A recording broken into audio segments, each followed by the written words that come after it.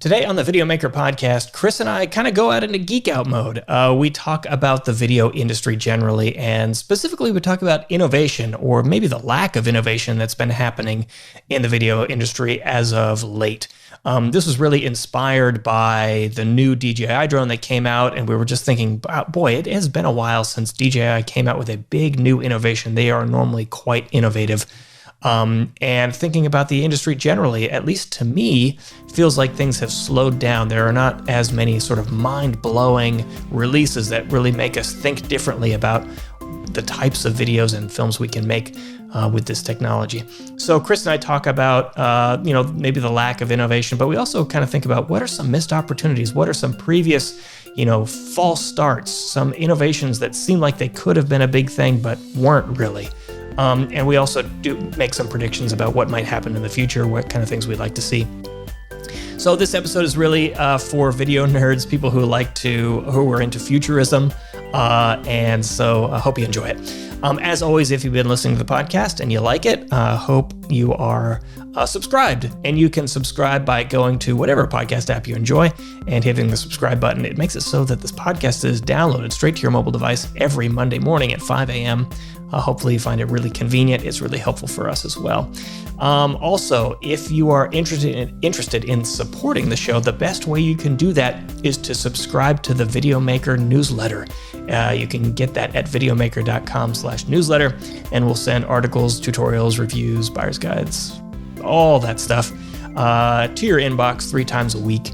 It's a big help to us to support the show, to support the website, videomaker.com. So hope you enjoy that. So with all that out of the way, let's get on with the show.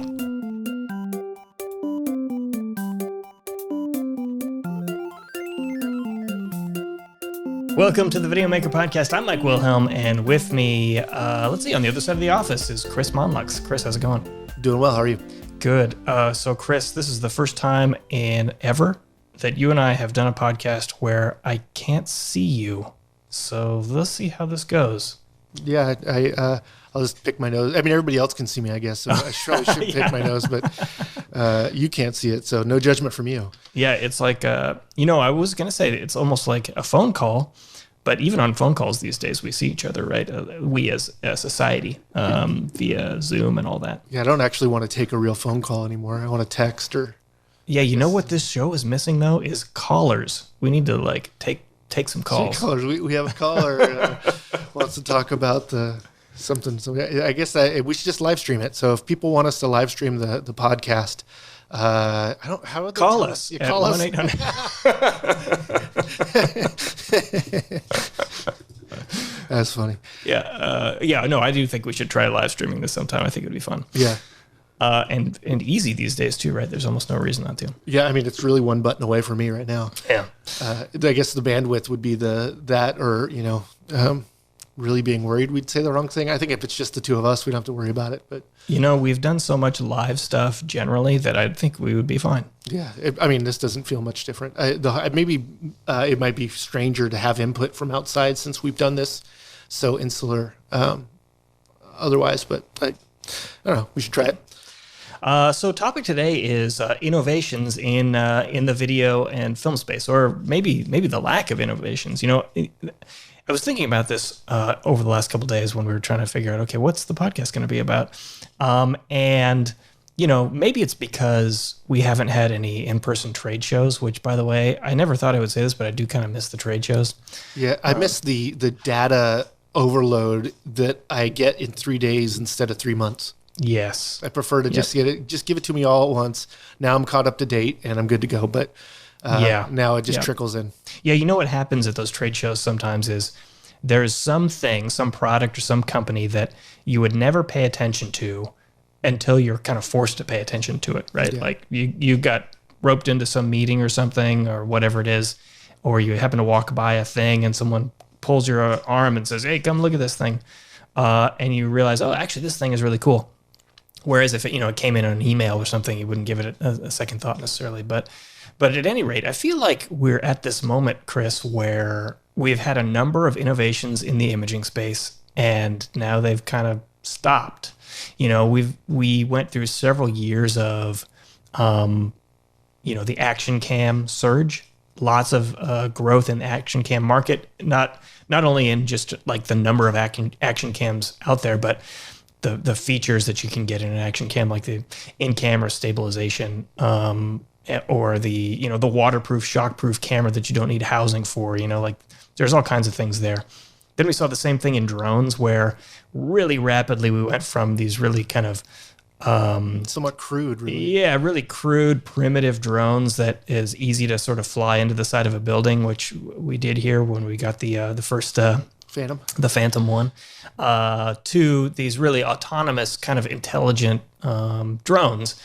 And DJI came out with this new drone, this FPV drone, and it's like a point where I saw this thing and I'm thinking, wow, I didn't realize how long it's been since DJI came out with something kind of at all, let alone something that's new and different. And it makes me think that, if we consider those categories have kind of stalled out, the regular camera market is, I guess they're trying to push 6K or 6K, I guess is about it. But I don't know. To me, Chris, it feels like things have really slowed down in innovation. Well, I think as far as new categories, I'd absolutely agree with you. We had the emergence of gimbals being affordable. There was all these tools that, like action camera. It's a small camera, you can fit, totally great addition to the toolbox. All these different drone, adding to what you can do, what an individual can do, and we're just not getting new categories. But what I am seeing is more marketing directly towards videographers. So computer manufacturers making stuff for the creative professional or what have you. Like the Sony FX3, which is now a photo or a video first camera in a photo first camera form factor. So we're starting to see like more jumping into like wanting to attract the video people, and then making stuff specifically for them. So I don't want to like say there isn't any innovation, because I think there is. There's still, but it's not.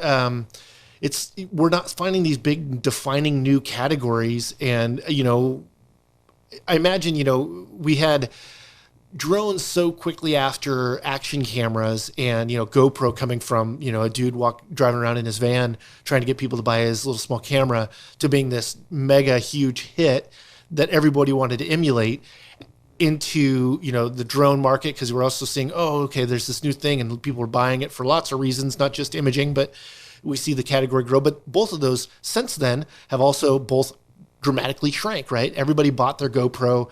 They maybe replace it when it breaks, or when a new version comes out that has enough features to draw them into buying a new one, or that fits their needs or whatever. But all we're seeing is just iterations instead of new innovation in those areas. We're not seeing all of a sudden, we're getting different kinds of RAW. That's pretty big innovation. We're getting RAW output out of a lot of cameras out there, HDMI, which, is great, other than like there's only two monitor manufacturers to choose from, that recorder monitor type thing. So it's like there's innovation in some places, but not huge growth in the offerings in those areas. And you were talking about the trade shows, and there was always there'd be the talk, whatever the thing that people are kind of buzzing around, right? It's whatever the theme. I remember how many times they'd get asked, what do you see as the story of this trade show? And it would always be, there'd be something that would be this like real exciting, it might be the use of robots. It might be like those Lytra cameras one year, lots of different things where like, there's just, there's this really big push for innovation somewhere. But I feel like we've also had some efforts by brands to be in places and a bunch of failures, like GoPro getting into drones cost them a bunch of money and probably kept them from being more innovative, right? Or,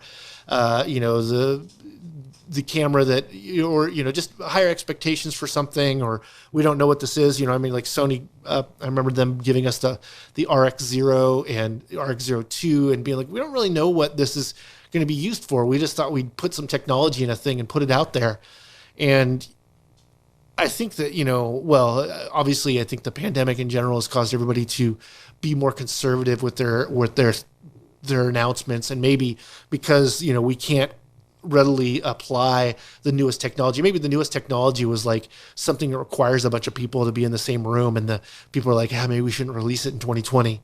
But I think that I agree with you in that the innovation in the area is not growing like crazy, like in new categories. But I don't know do you have any good examples of things that maybe have come out that are just like, oh man, that could have been cool? Or I feel like that with Nikon a little bit. Like Nikon jumped into the video world, and I love the Z6, and then the Z6 II is like very small changes in it, and it's like, dang it, I thought you guys were really caring about video, and those kinds of things. But that's still iterations. You're about to say something? Yeah. You know what category I think could have been cool, still could be cool actually, is 360.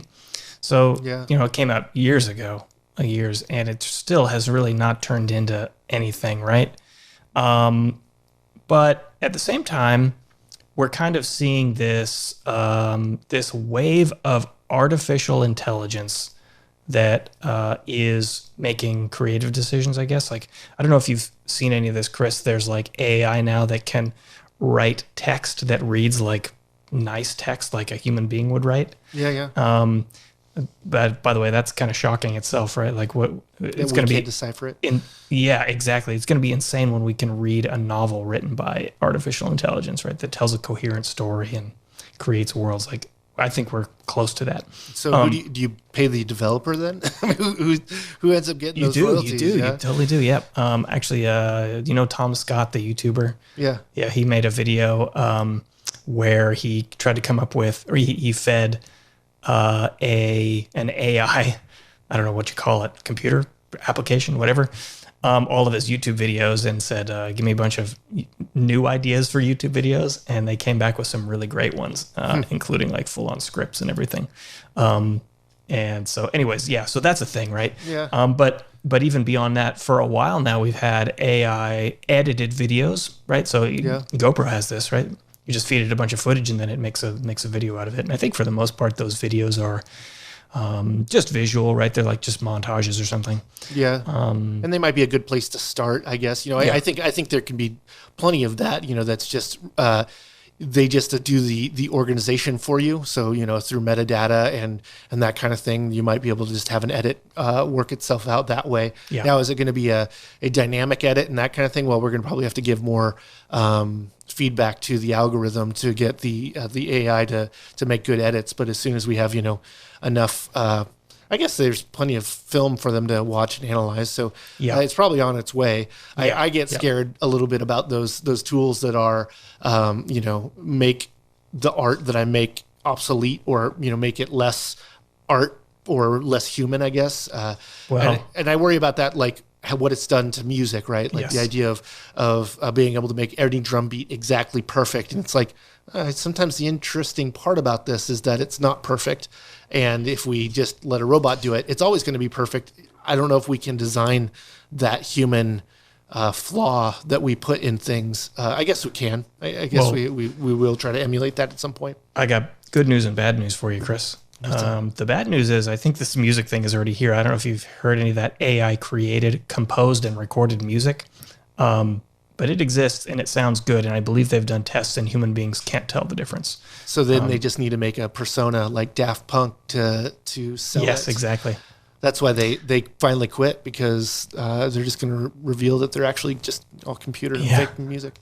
The good news is you and I are probably old enough to where we can finish off our careers safely. Yeah. And how much of my work is actually just as an editor? Yes, exactly. Me personally, that is. But I think the cool thing is, so AI is helping with Sony's autofocus systems, so that they are they will adapt and become better at doing autofocus on like eye tracking and whatnot as you use them, which is kind of interesting that like where is it storing this data that it's analyzing, and is it the processing within that's doing the analyzation, or is it rather this data being sent to a mainframe or whatnot? It's just how are we aggregating this data, I think is always an interesting story. And of course everybody likes to do the crazy, like why, DJI Chinese drones are taking images of all of everything so that they can see things. Like, wouldn't they just throw a satellite in the sky and get us anyway? But but I think going back to the 360 thing, if we look at the other big innovations, action cams and drones, in both cases, these technologies kind of they facilitated the creation of new genres of video, right? Like the whole action sports video thing. I don't want to say it didn't exist before GoPro, but it certainly didn't exist on a consumer level. It just took way much more energy. I mean, you think of the skate videos that's I got started with, right? Like, I would have never bought a camcorder. I would have done it all with a GoPro if I started at the same time. Yes. But that was also like, we were having to buy a $3,000 camera to be able to have a handle on the top of your camera or whatever, to be able to, get better shots of that. Yes. But the 360, I think, is a really interesting thing because I think that a lot of brands can see the benefit of 360 in their other products. So like the idea that every phone's a headset if you want it to be, and that, okay, cool. Well, phones are really popular. So if I can convince people to use their phones as headsets, then these 360 cameras are really going to be a big thing because it will be this immersive experience and stuff. But I don't think either technology, neither the displays that you're looking at or the cameras capturing them, have gotten to the point where you would just use it interchangeably. You would use it as a first choice.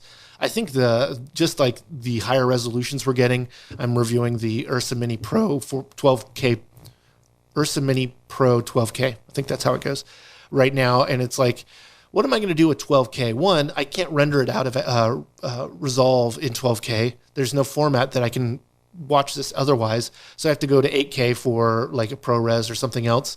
And still I'm downscaling it to use it for something else. So it's great for repositioning. It's going to be great for having, for keying and for lots of other things. And surely we will have a standard for 12K and be able to play it at some point, but it's just kind of ahead of its time and not able to be really fully realized its potential because the rest of the technology that's around it isn't quite there yet. So it will be helpful for those looking for something cool in the future. And I think, there's a lot of other applications like we saw.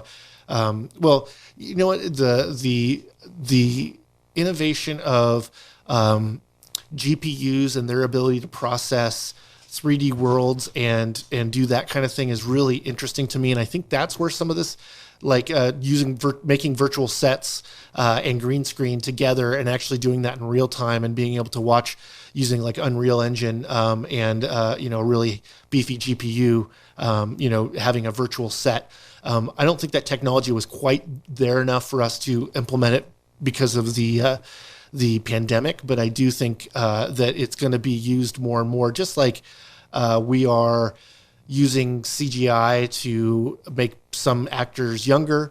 We're going to use CGI to make some good actors good looking, or instead of makeup, or, we're going to see it, you have a great actor, but they don't have the look. Well, who cares? We'll just make them look the right way. That's like an area where we can point to the consumer space and see that they've already done it, right? And it's a matter of time before it comes to the pro space, right? Like the whole Facetune thing, like you can do that on Snapchat, right? Make yourself look different than you do. It looks silly and fake, obviously, but who's to say that can't easily go to the pro market? Like the whole thing about, green screen, right? We were talking about green screen recently, and green screen and keying is becoming easier and easier, but also just like doing, what do they call it? The roto brush, like cutting someone out of a scene now is easier than ever. And, even on your computer's webcam, you can have it in real time, cut the background out. It looks, like I said, kind of cheesy and the cutout is choppy, but you can see how once processing power continues to ramp up, that will be able to be done in a way that is more convincing. And likewise, I suspect that the next level of that is not only being able to, in real time, cut a subject out from its background, but also track the camera and the subject space relative to one another. So you can do a virtual background replacement in real time with no chroma key. So they're already doing that, right? They're doing that with LED panel walls, so they actually are replacing the walls. That's right. Or you can do it through keying as well. And I think the really big thing about this is that you can do it in real time. So the idea of rotoscoping, like, the actor that's holding the Muppet, right? That's, if they're in green, you could key them out and have dailies that look like the finished product, that appear to be there's just going to be so much, I think, a lot of potential in that's going to be really exciting. It's conceptual to another level though. I think that like for me, I get a certain concept, like I want to do this thing, but it's almost until I can't quite get it all until I see it through the lens. And I'm like, that's what I've been trying to achieve. Mm-hmm. So like when you combine those things, I guess if you have a vision to dream it up and then you can actually implement in real time, now the interaction between the CGI and the real and all the rest starts to become a lot more blurred, right? Because just like, The Mandalorian did some of this, I think, just to keep production costs down on their sets so that they didn't have to go send it off to be worked on afterwards, is that they can just shoot it and have, even though they want to have something special in the background, they can just in real time replace it. And then it's just there already. And it's as if it was already part of the set. I love the idea of shooting practicals and trying to do as much as you can. And because it does, I think it helps the actors, it helps all the aspects of the production. And if you can do that, I wonder if you end up having the issue of like what you have with the weatherman with the real-time keying there of them, like you can always see them looking at their monitor on the side of the stage or, where am I pointing to Texas? Which way direction is it? But I think that's stuff that's going to be really implemented, but those are still like somewhat specialty jobs. Like that's still like something you're going to see on set. And we have so much stuff that is making it, I mean, that's in the Snapchat filters and in your Instagram filters. I mean, there are real-time matting programs that can, track you, mat you, and replace you in real time, and it doesn't look cheesy like your Zoom call does. Now, it's doing it through processing and in post-production, but I'm sure the next step is just applying that into real time and having it implemented into an actual production itself. But that still seems very far away from, I guess, the Videomaker world of, I have an idea in a camera, let's make it happen. Whereas like, how much do you have to really know, understand? And I always think of like, we had a presentation on our virtual event from So Crispy Media, and they do this kind of thing. But one question I asked them was, you have this 3D world that's in an Unreal and they have all these things. Who made that for you? And how long did that take? And they're like, it's a scene that we use for a lot of things. So it's something that they've already made. It's pre-made and they just put things into that world. So they're not necessarily building new worlds every time they go at it. That's helpful for regular production. But I wonder, if you're making an idea from scratch, how many people are actually gonna have the resources to make that world in a resolution that's, you're able to put someone into and have, the dumpster that's way in the background not be pixelated, that the background's big enough that, you're actually be able to do faux blur. But that's the cool thing about all this stuff is like, you can do camera moves that are just metadata and then changed the amount of depth of field or the lighting on your subject and all that kind of stuff. So you still have that benefit of like a cameraman that has real feel when they're holding the camera, but there's not actually anything on the other side of the lens. They're just looking to a viewfinder that's showing them a scene that they're just writing the movement instead of writing the image like we're used to.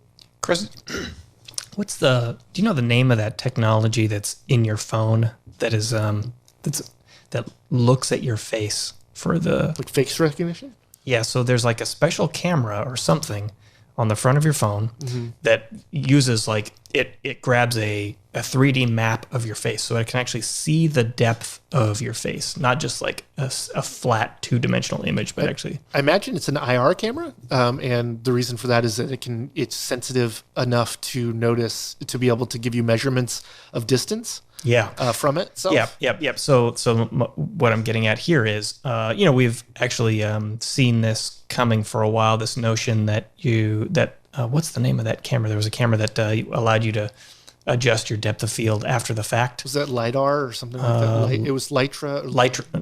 I think it was Litra. It was the one that was huge. It's now the company's been sold, but it was just Litro. Litro is all about capturing really the information of the world, not necessarily the actual light from it.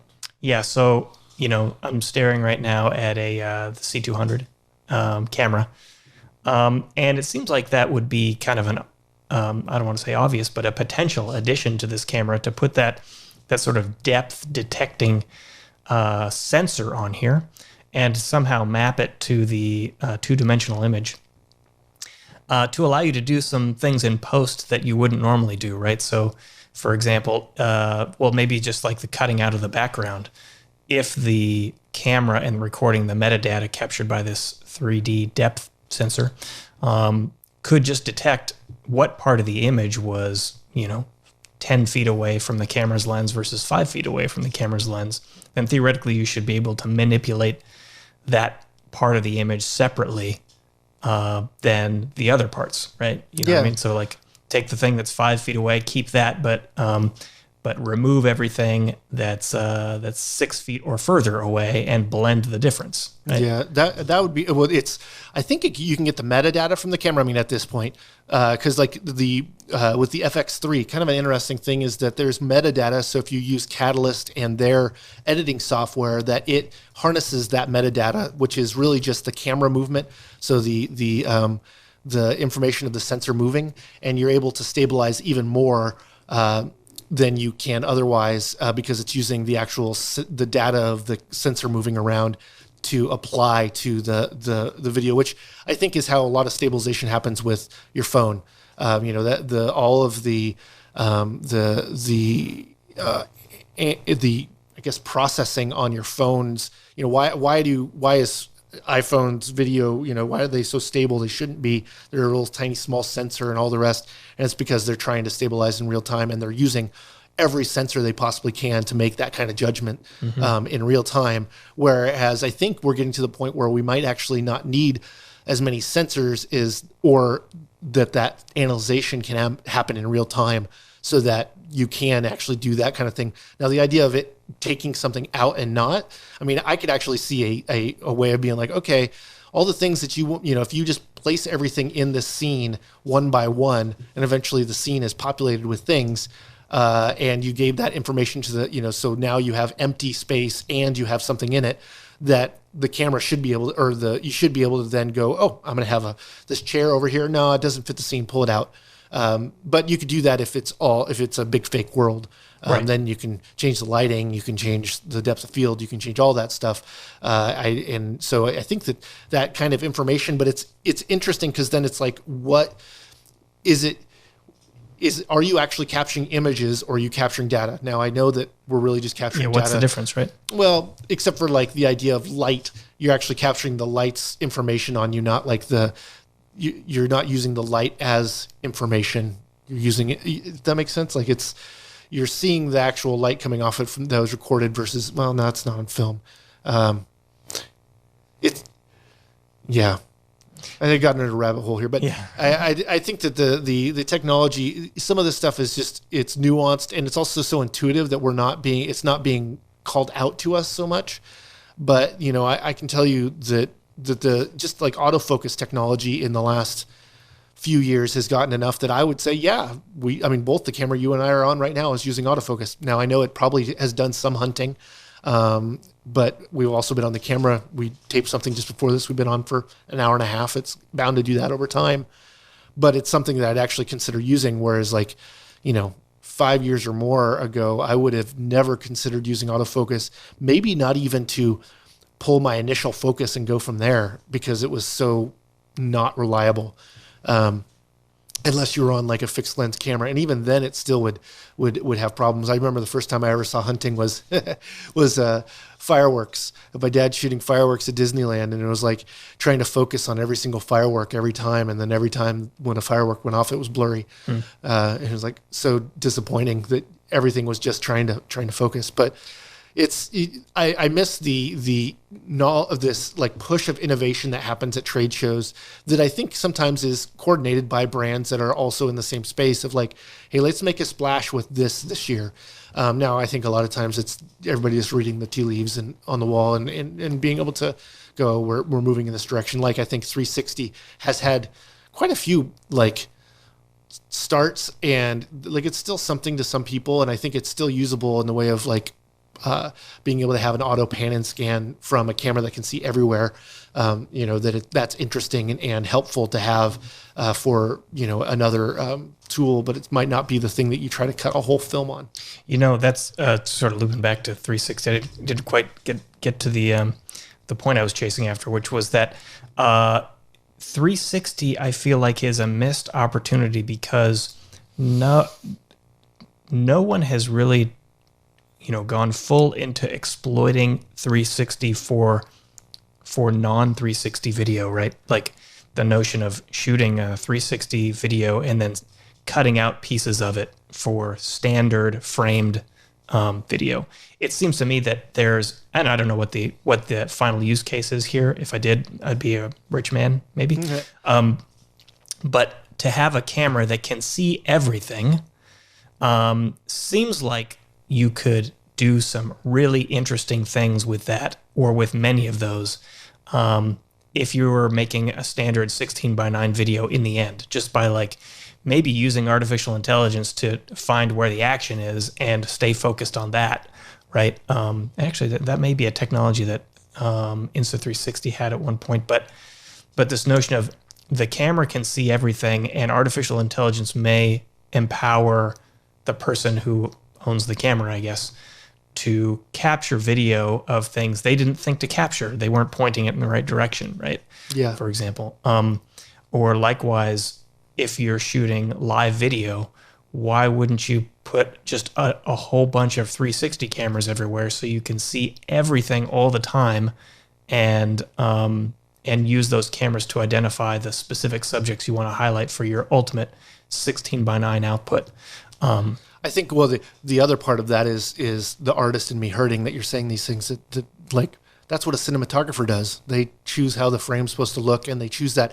And not only that, but, 360 cameras are just a bunch of wide-angled lenses and, a bunch of wide-angled shots, distortion corrected, either have to be really high resolution or really high quality to continue to stand up and look pretty decent.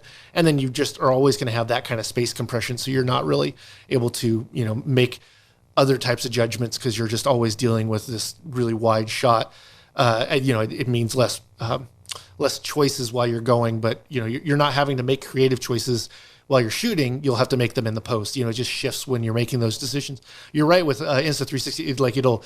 You could say follow this subject and it will auto cut out a piece, follow them around. Then you could smooth that shot, that move out, which I think is really neat. That was the first thing I saw, which was kind of like what we were talking about earlier, but with the very first GoPro 360 is what did they call it? It was like overshot or something like that, where you could use your phone to then frame up your 16:9 shot, and you could then, after the fact, do your camera move with it, which is great and cool. But, I honestly, unless you're just capturing something you don't have control over, you just as well go, I want my actor to go from here to here, and I'm going to frame it the way I want.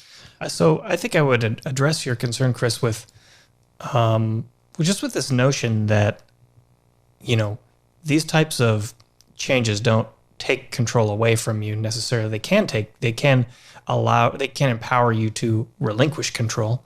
At the same time, they could give you more options, right? So something that sometimes we lament when we're thinking about it from one angle and we applaud it from another angle is the use of PTZ cameras in the newsroom, where they kind of replaced human beings that were standing there pointing cameras, which we feel bad that those are jobs that people no longer have. But at the same time, if you think about this idea of 360, and using AI to identify shots, just imagine you are a church and you're doing a live stream, and you could have normally 3 PTZ cameras, and you are there as a director, and you're doing everything yourself, and you're using your joystick, and you're framing up the shots, and you're like pressing the buttons to switch between the cameras. So like, I want to show camera 1, but I'm going to actually go and control camera 2 to get it in position. Just imagine if you had 360 cameras scattered all over the place, and AI was picking out shots for you and put them in front of your face. And it was like, here's 30 different shots that these 5 different cameras were able to capture. And then you can cut between these shots that it is sort of identified and cropped. Right? Yeah, I think that's possible today. I think its resolution is really the thing that holds you back, right? If you can only crop out so much, and of course position of your shot. You're never going to get around that big fat head that's blocking your shot if the camera can't move. Yes. Yeah. But there's already, there's PTZ cameras that will follow and track a subject, right? So you don't even have to have a camera operator, which is pretty awesome. I think the idea, like in the way of here of you got the camera operators are no longer there, but there's probably still a floor director, and surely there's a TD that's actually framing the shots, and we're just automating a lot of other things because one, there'd be more solid, right? If you ask for a push in from a camera operator, they might do it perfectly 9 times out of 10, and the 10th one they did kind of weak. Whereas the camera is on the a PTZ doing it with an automation, it's going to do it the same way every time. So that consistency really grows that, and hopefully edifies the overall product. But you're always making those kinds of choices of how many people can fit in this thing, and it's unfortunate, like at TV stations where there's actually a job that's going away versus like, I'm just not going to hire 5 cameramen for my next shoot. I'm going to hire 4. It's not like anybody lost their job versus, someone that actually was their 9 to 5 or what have you. Do you remember, Chris, the Mevo camera? Yeah, well, and there's a lot of that now too, of like, do the wide shots so you can cut out 4 shots out of the same thing, so you can do a wide, a tighter. And that's the same thing with 360, I think, right? Is you could do that if the resolution was high enough, and you could pull two degrees of field of view out of whatever direction you're going, and that could be full resolution of whatever you're looking at. Awesome. I think the really cool thing would be rather if you could put a bunch of 360 cameras all over a location, like say a live event, and then you just let the viewer choose where they want to look, and that they can look everywhere. That sounds really fun and exciting to me. Oh, I can't make it to this event, but man, I could go and see just as I would at a festival, see the people that are passed out by the bathrooms and go, haha, that's interesting. Yeah, you ever? I could see the stage stuff too. Did you ever play that video game Dota 2? Mm-mm. It might be League of Legends might have something like this, but it's been a long time since I've done this. But it's a video game where there's 10 players at a time, and they're all sort of 2 teams of 5. They're doing their own thing, and they're playing opposing one of these 2 teams. And the whole thing with their spectator mode in this game, if you wanted to watch professionals play, was there was like 3 different modes. And it was mode 1 is spectator as controlled by a human being. So there were some people who were just quite good at being an announcer, and they could click around the screen so you could like make sure you're watching the important parts of what's happening. Totally. The second mode was an AI driven mode where it was like it was moving the camera around the screen. So like a fight was going to break out somewhere, it would know, oh, there's some action here, move the view over there. Yeah. And the third was, I'm going to take over now and control it myself. Yeah. And you could say like, okay, I'm going to click this button and now I can move the camera around, or I can follow just this one player or what have you. And that hybrid for me was really nice. Like there's some times when you're watching something, this is certainly the case after a few beers, where the responsibility of choosing the shot is like, you just don't want that anymore. Yeah. I need to just relax. I'm drinking my beer and I'm eating my chips and just show me the good stuff. Yeah. At the same time, sometimes you do want to take over, or maybe you want to take over temporarily, right? Like, I want to watch this football game, but something dramatic is happening now with this one player, and this player isn't the quarterback, but they're from my hometown, so I want to see what's up with them while everyone else is watching something else. Yeah. So if you could choose that would be great. So I think that hybrid, there's a potential there, and certainly that ability to sort of take control of the cameras or what you're looking at is a lot more appealing when you have way more data to choose from. Yeah. So if you're relying on a camera operator to make sure the camera is pointed at the player that you want to watch in a football game or something, you might be out of luck. 90% of the time. It's, 2 points on this. The first is like the idea of NASCAR has that you can go there and get your headsets on and you can listen to any driver as they talk. Yeah. You can also hear the announcer. And I know that now they have an app, so likely you'd be able to switch between the cameras inside the cars and all that kind of stuff. What an amazing experience. I would love to have that kind of, I think that would be a really fun, especially football, American football. Those games are kind of actually slow because there's so many commercial breaks. So it'd be cool to have that insight. But of course, they wouldn't want to give that away because that's all the strategy. Yeah. And so I think that's really neat as far as the coverage. And then the other is we interviewed Neebs Gaming on our channel is that there are people that are using that idea and using it cinematically. So now, I can go and I can follow this player and I can see their camera, or I can set up myself and be a cameraman and I can shoot really cinematic shots of these scenes of these people doing stuff. Or and what they have to do in a lot of cases is actually have another player just act as the camera and hope they don't get in the shot, and that they're always shooting the scene just from their POV without, seeing their HUD and all the rest that's on there. Yeah, so I think this idea of viewers choosing what they want to look at, or even the director having the most possible shot options, relies on two things. One I've hit on and one you've hit on. One is the widest shot possible and the second is at the highest resolution possible. Yeah.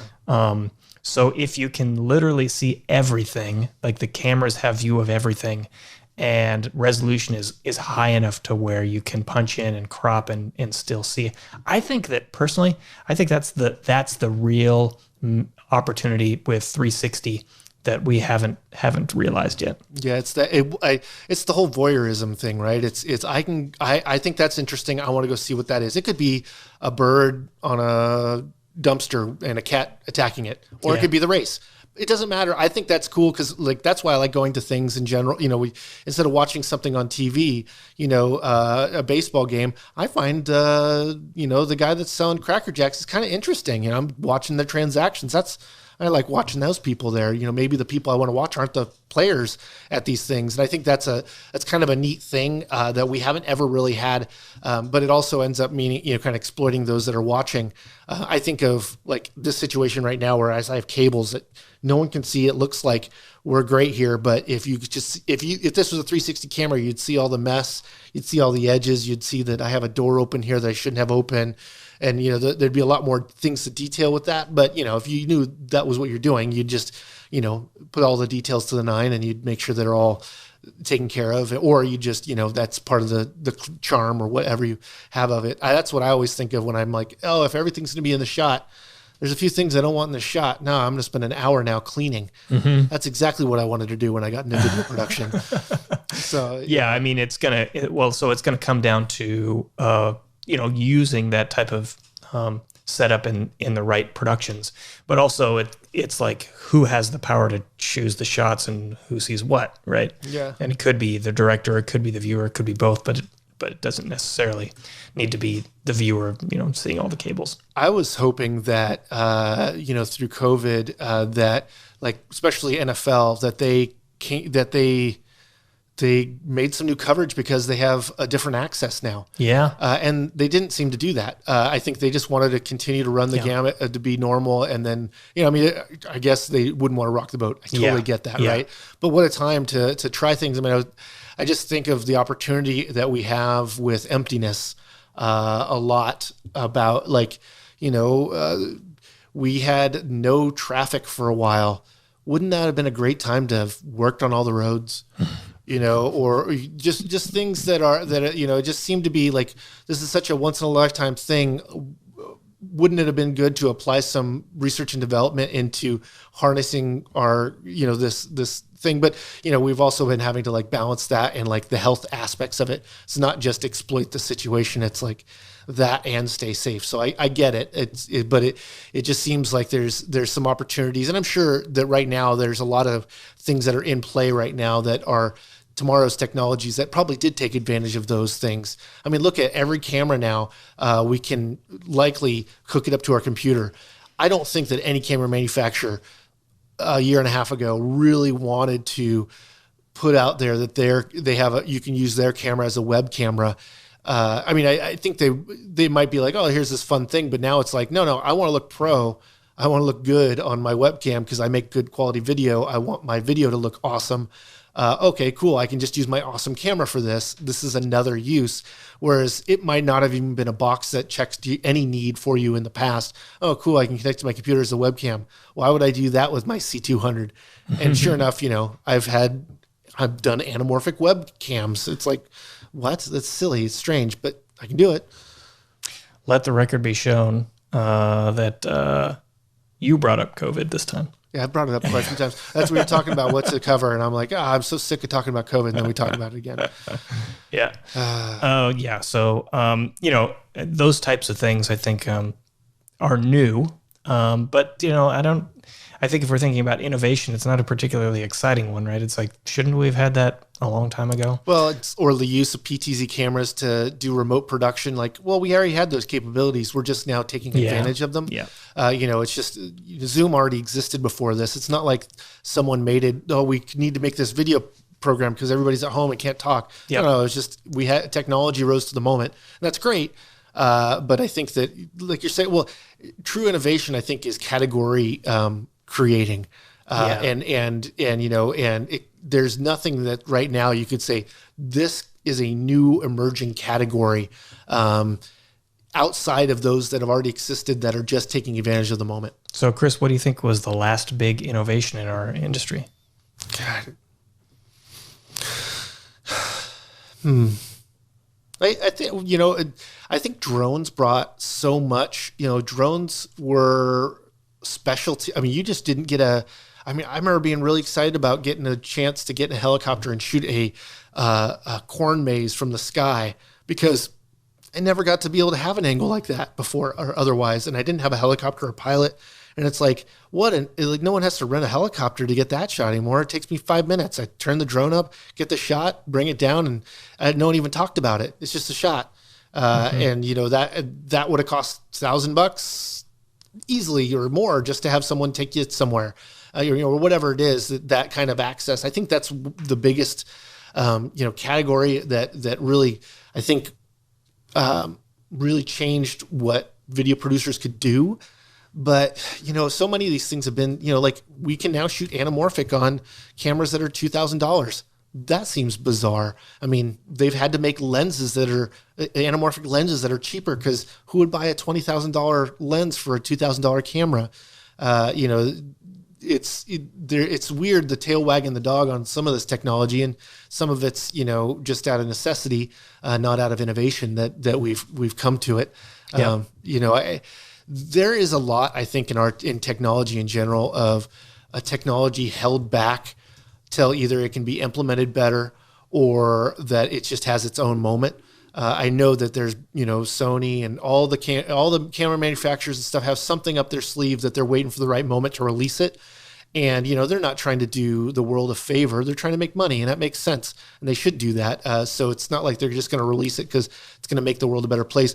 A lot of brands that have done that for their technology, they were just the ones that paid for the technology to come to fruition, and it didn't really benefit anyone in that way. So I don't know. I hope that we were waiting for cameras. I think cameras are starting to come out, and it's like, oh, this is exciting. This is a cool camera. We're getting our hands on stuff, and things are new gears coming out. Not nearly at the speed, but it's not at the frequency or at the same pacing that we used to. We didn't get any. We should have a slew of cameras being told to us because NAB is going to be coming up, but it's not anymore. So how many NDAs are we going to get on new cameras that are going to be released in April? Yeah. Probably not that many. Maybe we will in October when NAB is supposed to happen. So I think that it's still, as much as trade shows are not going to be as strong as they once were, because there's a lot of things that they were promising that a lot of you could do in a lot of other ways. But that big splash, this thing's a thing, here's a moment in time, and we can tell the story of this product, that those trade shows really do serve a good purpose. And let's face it, there are so many people at them. The amount of influence you have in a few days is so great to anyone that's on the floor doing and talking to people.